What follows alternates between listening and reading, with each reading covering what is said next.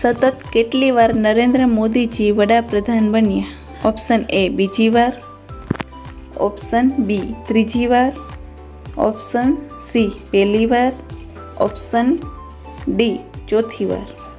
તમારો સમય ચાલુ થાય છે હવે.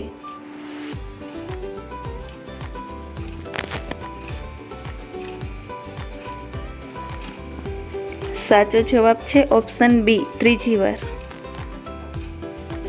શ્રી નરેન્દ્ર દામોદરદાસ મોદીજી સતત ત્રીજી વાર વડાપ્રધાન બન્યા અને તે આપણા ગુજરાતી છે, તેનું આપણને ગર્વ છે.